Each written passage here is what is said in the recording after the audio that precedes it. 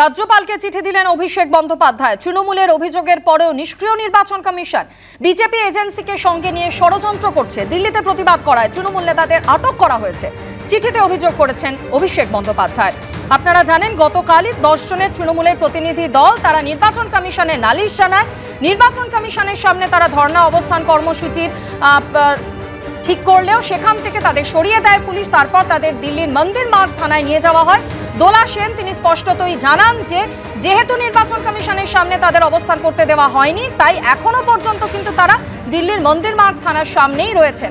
আর এরই প্রেক্ষিতে এবার অভিষেক বন্দ্যোপাধ্যায় তিনি রাজ্যপালকে চিঠি দিলেন, যেখানে তিনি লিখছেন, তৃণমূলের অভিযোগের পরেও নিষ্ক্রিয় নির্বাচন কমিশন বিজেপি এজেন্সিকে সঙ্গে নিয়ে ষড়যন্ত্র করছে।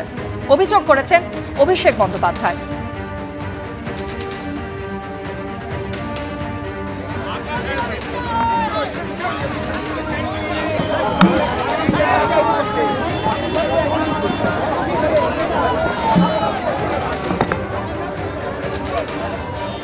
জলপাইগুড়ির ক্ষতিগ্রস্তদের কথা কিন্তু দিল্লিতে বলা হয়নি, সেটাকে মেকআপ করার জন্য রাজভবনে বলা হচ্ছে।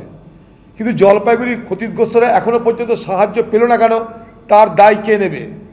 প্রধানমন্ত্রী না মুখ্যমন্ত্রী? এর আগেও আপনাদের বলেছি, মুখ্যমন্ত্রীর কাছে 2005 সালে কংগ্রেসের আমলে তৈরি করা ন্যাশনাল ডিজাস্টার রেসপন্স ফান্ড আইন করে তৈরি করা হয়েছিল। ন্যাশনাল ডিজাস্টার রেসপন্স অ্যাক্ট 2005, তাতে রাজ্যের হাতে টাকা থাকে, সেই টাকা এখনো বন্টন হলো না। কেন? কেন নজর ঘোরাতে, কেন চোখ ঘোরাতে, কেন দৃষ্টিভঙ্গি ঘোরাতে, কেন আসল তথ্যগুলোকে লুকাতে দিল্লিতে ধর্নার নাটক, রাজ্যপালের কাছে ধর্নার নাটক কেন করা হচ্ছে? কোথায় কেন্দ্র, কোথায় রাজ্য, আমরা জানতে চাই। ভোটের সময় সব উত্তরবঙ্গ সফর শুরু হয়ে গেছে। গতকাল আপনাদের এবার জানিয়ে রাখবো যে ক্ষোভ প্রকাশ করেছিলেন মাননীয় বিচারপতি সেনগুপ্ত।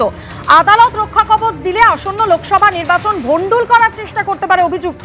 ভূপতিনগর থানার এই রিপোর্ট দেখেই গতকাল ক্ষুব্ধ হন মাননীয় বিচারপতি সেনগুপ্ত। অভিযোগ, ভূপতিনগরের বিজেপি নেতা তপন মিত্তার বিরুদ্ধে গত 3 বছরে 26টি ফৌজদারি মামলা হয়েছে। 15টি মামলায় চার্জশিট দেওয়া হয়েছে। তপন মিত্তা দাবি করেন কোনো এফআইআরে তার নাম নেই, অথচ একটা মামলায় গ্রেফতার করার পর থেকে একাধিক মামলায় তাকে গ্রেফতার দেখানো হয়েছে।